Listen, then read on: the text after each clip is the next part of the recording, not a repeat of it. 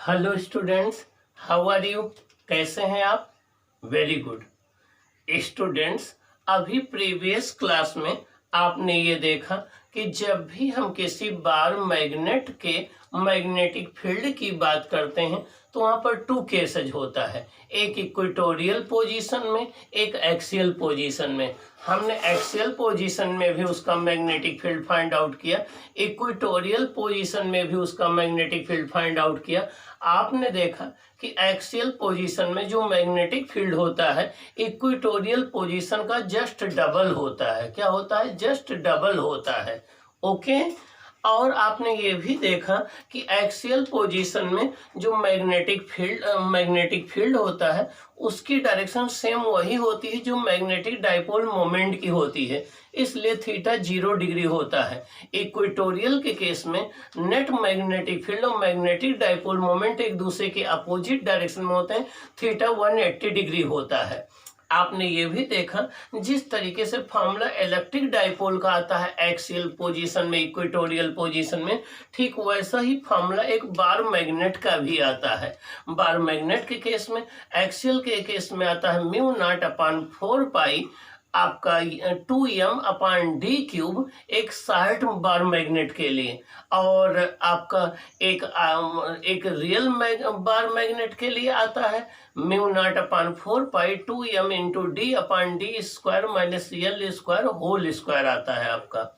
और इक्वेटोरियल के केस में मैग्नेटिक फील्ड आता है B म्यू नॉट अपॉन 4 पाई m/d² प्लस l² 3/2, यह आ जाता है म्यू नॉट अपॉन 4 पाई m/d³ आता है।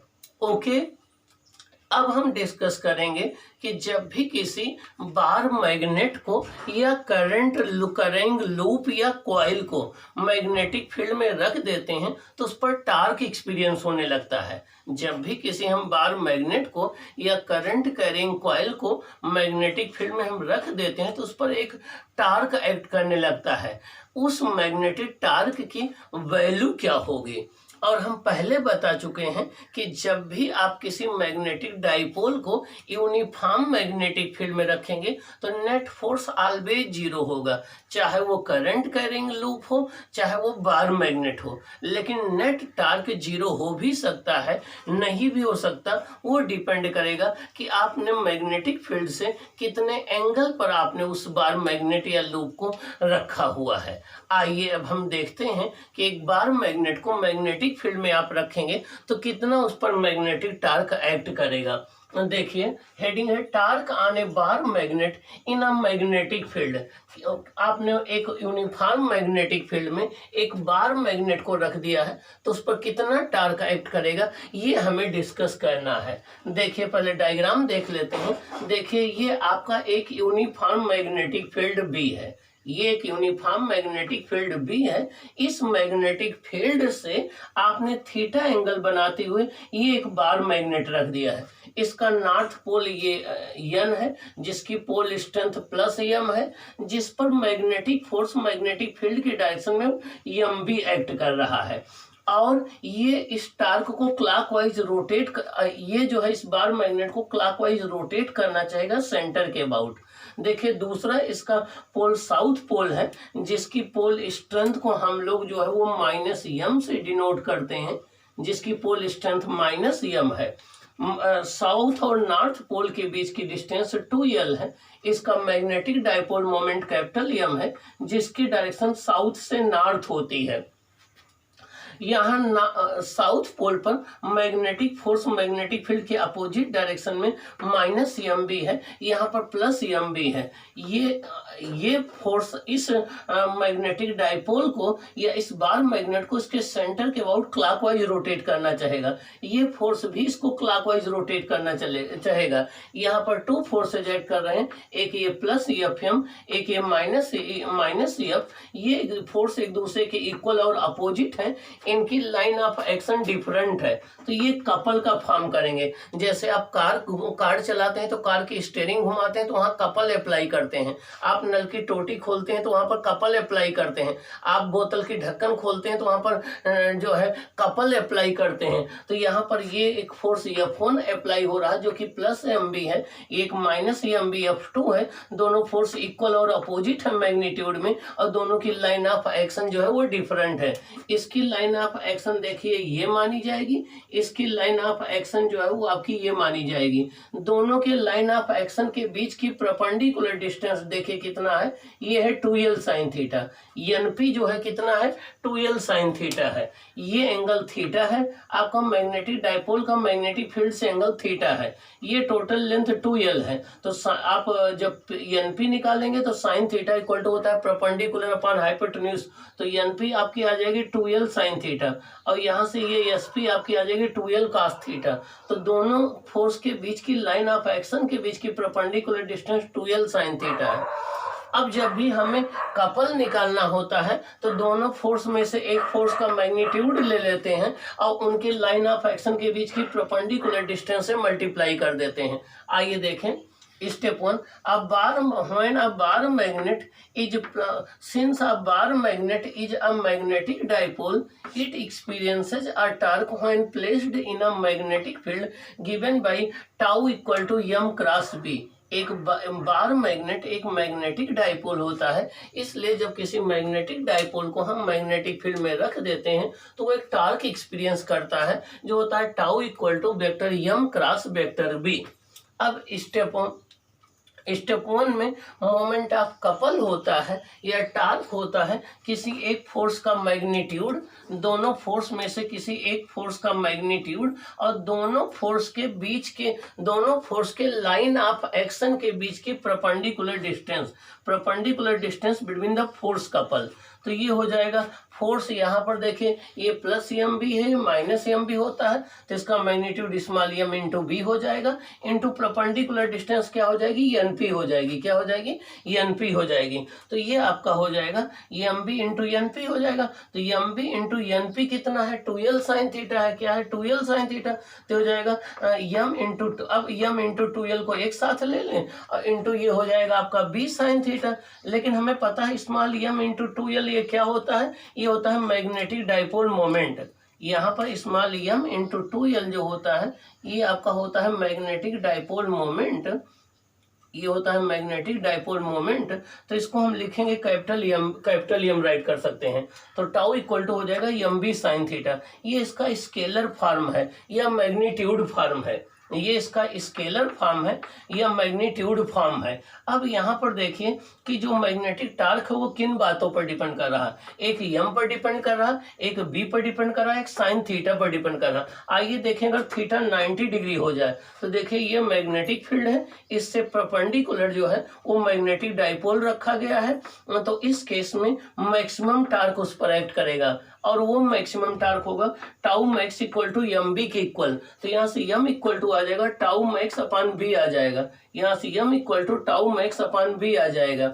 If b equal to 1 tesla हम ले लें, b इक्वल टू 1 टेस्ला ले लें तो m equal to tau max हो जाएगा। क्या हो जाएगा, m equal to tau max हो जाएगा। इसका मतलब ये हो गया कि जब भी किसी बार मैग्नेट को यूनिट मैग्नेटिक फील्ड के परपेंडिकुलर हम रखें, जब भी किसी बार मैग्नेट को यूनिट मैग्नेटिक फील्ड के परपेंडिकुलर हम रखें तो उस पर जितना मैक्सिमम टॉर्क एक्ट करेगा वो उसका मैग्नेटिक डाइपोल मोमेंट कहलाता है। जब भी किसी बार मैग्नेट को हम यूनिट मैग्नेटिक फील्ड के परपेंडिकुलर रख दें तो उस पर जितना मैक्सिमम टॉर्क एक्ट करता है वो उसका मैग्नेटिक डाइपोल मोमेंट कहलाता है। आइए देखें मैग्नेटिक डाइपोल मोमेंट की दूसरी यूनिट यहाँ से क्या आएगी, ये आएगी न्यूटन इंटू मीटर, जिसको हम लोग जूल लिखते हैं, और ये मैग्नेटिक फील्ड है टेस्ला। तो मैग्नेटिक डाइपोल मोमेंट की दूसरी यूनिट जूल पर टेस्ला भी होती है। तो चाहे आप एम्पियर इंटू मीटर स्क्वायर कहिए या जूल पर टेस्ला कहिए, तो मैग्नेटिक डाइपोल मोमेंट की दो यूनिट होती हैं, एक एम्पियर इंटू मीटर स्क्वायर, एक जूल पर टेस्ला। अगला केस देखें, अगर हम थीटा 0 डिग्री ले लें, जिस डायरेक्शन में मैग्नेटिक फील्ड है उसी डायरेक्शन में मैग्नेटिक डाइपोल मोमेंट हो जाए तो इस केस में साइन 0 0 होता है, टॉर्क मिनिमम हो जाएगा, 0 हो जाएगा। और अगर हम थीटा 180 डिग्री ले लें, देखिए ये मैग्नेटिक फील्ड है, इसके अपोजिट डायरेक्शन में हमने मैग्नेटिक डायपोल मोमेंट को, इसके अपोजिट डायरेक्शन में हमने बार मैग्नेट को रख दिया है। इस केस में साइन 180 जीरो होता है, टार्क जीरो हो जाएगा। इसका मतलब ये हुआ कि जब भी कोई बार मैग्नेट मैग्नेटिक फील्ड के पैरेलल या एंटी पैरेलल रखा जाता है तो उस पर कोई मैग्नेटिक टार्क नहीं एक्ट करता और वो रोटेट नहीं करेगा, वो रोटेशनल इक्विलिब्रियम में होगा। तो इस केस में उस पर नेट फोर्स भी जीरो होगा, नेट टार्क भी जीरो होगा। आइए हम वेक्टर फॉर्म में इसकी बात करते हैं। Vector tau equal to vector M cross vector B हो जाएगा। अब टाउ जो होगा, टाउ जो है यम के भी परपेंडिकुलर होगा, बी के भी परपेंडिकुलर होगा। जिस प्लेन में यम और बी होंगे उन दोनों के परपेंडिकुलर होगा। टाउ की डायरेक्शन या तो क्लॉकवाइज होगी या एंटी क्लॉकवाइज होगी, या तो क्लॉकवाइज होगी या तो एंटी क्लॉकवाइज होगी। इस केस में ये क्लॉकवाइज है, इस केस में यहाँ पर ये क्लॉकवाइज टार्क है, इसीलिए हमने जो है into the plane of paper show किया है। देखिए क्रॉस के द्वारा शो किया है। तो direction of tau will be normal to the plane of M and B either clockwise और एंटी क्लॉकवाइज। जो आपके इस टाउ की डायरेक्शन होगी, जिस प्लेन में मैग्नेटिक डायपोल मोमेंट एम और बी होंगे उस प्लेन के परपेंडिकुलर होगी, या तो क्लॉकवाइज होगी या तो एंटी क्लॉकवाइज होगी। ओके, तो इस तरीके से आपने देखा कि किसी भी बार मैग्नेट को मैग्नेटिक फील्ड में रखने पर उस पर टार्क कितना एक्ट करता है। अब हम आपको ऑलरेडी डिस्कस कर चुके हैं कि जो मैग्नेटिज्म होता है वो चार्ज इन मोशन की वजह से होता है, और चार्ज इन मोशन का मतलब करंट हो गया। इसका तो मैग्नेटिज्म करंट की वजह से होता है। तो जब भी कोई करंट हम करंट करेंगे, लूप कंसीडर करते हैं या कॉइल कंसीडर करते हैं तो मैग्नेटिक डाइपोल की तरह बिहेव करती है। आप किसी करंट करेंगे लूप को अगर आप मैग्नेटिक फील्ड में रखोगे तो उस पर भी टार्क एक्ट करेगा। आइए हम देखते हैं किसी करंट करेंगे कॉइल पर कितना टार्क एक्ट करेगा। कॉइल और लूप हमने ले लिया। देखिए ये हमारा यूनिफॉर्म मैग्नेटिक फील्ड है, और इस यूनिफॉर्म मैग्नेटिक फील्ड से थीटा एंगल पर हमने ये जो है कॉइल एक रख दिया। ये पी क्यू कॉइल का प्लेन है, प्लेन पर परपेंडिकुलर ड्रा किया गया है यम जो है वो मैग्नेटिक डाइपोल मोमेंट है। किसी कॉइल के मैग्नेटिक डाइपोल मोमेंट की डायरेक्शन उसके एरिया वेक्टर के डायरेक्शन में होती है, और एरिया वेक्टर उस कॉइल के प्लेन के परपेंडिकुलर होता है। तो जब भी किसी करंट करेंगे लूप या कॉइल के केस में आपको थीटा कंसीडर करना होगा तो उस कॉइल पर पहले परपेंडिकुलर ड्रा कर लेना, उस परपेंडिकुलर से मैग्नेटिक फील्ड का एंगल लिया जाता है। तो ये हमारी एक कॉइल है, इसका प्लेन ये पी क्यू है। देखिए पी क्यू इसका एक प्लेन है, पी क्यू इसका प्लेन है। अब प्लेन पर परपेंडिकुलर हमने ड्रा किया है, उसकी डायरेक्शन ओ एम है। O M magnetic dipole moment की डायरेक्शन है। अब मैग्नेटिक फील्ड से थीटा एंगल पर हमने रख दिया है, तो ये कॉइल एक टार्क फील करेगी, मैग्नेटिक टार्क फील करेगी।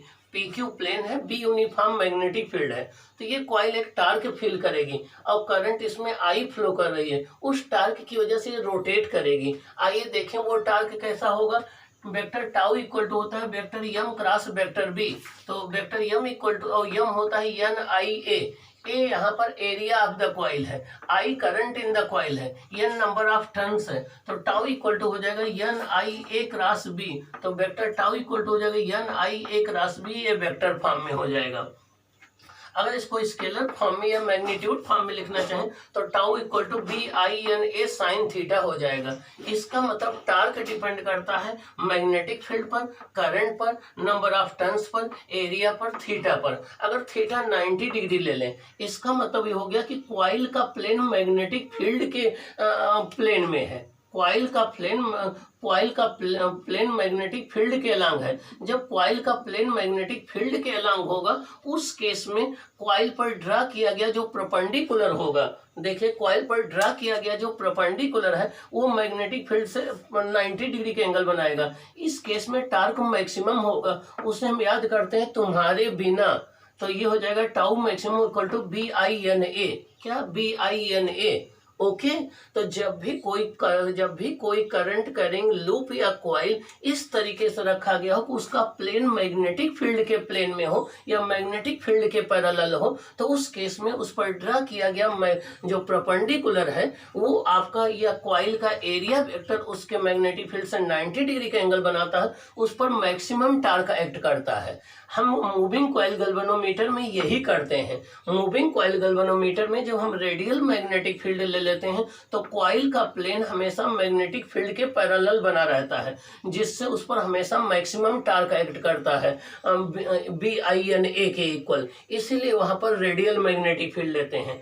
अब अगर थीटा 0 या 180 डिग्री होगा, देखिए यहाँ पर थीटा 0 डिग्री है, जिस डायरेक्शन मैग्नेटिक फील्ड, अब थीटा 0 डिग्री होने के लिए जरा बड़े ध्यान से देखिए, अब कॉइल का प्लेन मैग्नेटिक फील्ड के परपेंडिकुलर है। अब कॉइल का प्लेन मैग्नेटिक फील्ड के परपेंडिकुलर है, तो कॉइल पर ड्रा किया गया जो परपेंडिकुलर है वो मैग्नेटिक फील्ड के डायरेक्शन में, इस केस में थीटा 0 डिग्री है और इस केस में टार्क 0 है, कोई टार्क नहीं एक्ट करेगा। यहाँ देखिए थीटा 180 डिग्री है, अब भी कॉइल का प्लेन मैग्नेटिक फील्ड के परपेंडिकुलर है और इस केस में भी कोई टार्क नहीं एक्ट करेगा। तो यहाँ से दो इंपॉर्टेंट कंक्लूजन आपको ये निकले कि जब भी किसी कॉइल का या करंट कैरिंग लूप का प्लेन मैग्नेटिक फील्ड के परपेंडिकुलर होगा तो थीटा 0 डिग्री या 180 डिग्री होगा, टार्क 0 होगा। जब भी किसी कॉइल का प्लेन मैग्नेटिक फील्ड के पैरेलल होगा उस केस में थीटा 90 डिग्री होगा, टार्क मैक्सिमम होगा। तो अगर आप चाहते हैं कि किसी करंट कैरिंग कॉइल पर मैक्सिमम मैग्नेटिक टार्क एक्ट करता रहे तो उस कॉइल के प्लेन को मैग्नेटिक फील्ड के पैरेलल आपको हमेशा रखना होगा। आइए देखें, A is the area of the coil, N is the total number of turns in the coil, I is the current in the coil. Thus, each current loop behaves as a magnetic dipole and experience a magnetic torque. हर एक current loop जो है एक magnetic dipole की तरह behave करता है, उसमें भी नॉर्थ और साउथ पोल होते हैं। किसी करंट लूप के जिस फेस को देखने पर आपको करंट एंटी क्लॉकवाइज दिखे वो फेस नॉर्थ पोल हो जाता है, जिस फेस से देखने पर करंट क्लॉकवाइज दिखे वो साउथ पोल हो जाता है। Hence due to which it rotates, means जब भी किसी करंट कैरिंग कॉइल को या लूप को मैग्नेटिक फील्ड में रख देंगे तो उसमें एक टार्क एक्ट करेगा, वो उस टार्क की वजह से रोटेट करना चाहेगी। Theta is the taken between normal to the plane of coil and magnetic field. Theta यहाँ जो लेना है कॉइल के प्लेन पर जो नॉर्मल ड्रा किया गया है उस नॉर्मल से मैग्नेटिक फील्ड के बीच का एंगल लेना है। यही एंगल मैग्नेटिक फ्लक्स को कैलकुलेट करते समय लेते हैं, यही एंगल हम जो है वो टार्क कैलकुलेट करते समय कंसीडर करते हैं। तो ये रहा मैग्नेटिक टार्क आपके किसी करंट कैरिंग कॉइल पर या लूप पर, ये रहा मैग्नेटिक टार्क किसी करंट कैरिंग बार मैग्नेट पर। हमने दोनों पैरेलल साइड बाय साइड इसलिए डिस्कस किया जिससे आपको कंफ्यूजन ना हो। ये करंट कैरिंग लूप है, ये आपका बार मैग्नेट है, दोनों पर टार्क का ये फार्मूला हो गया। ओके, इसको आपको ड्राइव कर लेना है, प्रैक्टिस कर लेना है, ये आपका इम्पोर्टेंट है। अब हम डिस्कस, और एक बात और भी अभी हमने बताया था कि मैग्नेटिक डाइपोल मोमेंट की 2 यूनिट है, 1 एम्पियर इंटू मीटर स्क्वायर होती है, 1 जूल पर टेस्ला होती है। तो ये आपको मेमोराइज रखना है। अब हम डिस्कस करेंगे कि किसी मैग्नेटिक डाइपोल की पोटेंशियल एनर्जी कितनी होती है जब उसको मैग्नेटिक फील्ड में हम लोग रख देते हैं। ओके, आइए हम देखते हैं कि उसकी कितनी होती है मैग्नेटिक एनर्जी।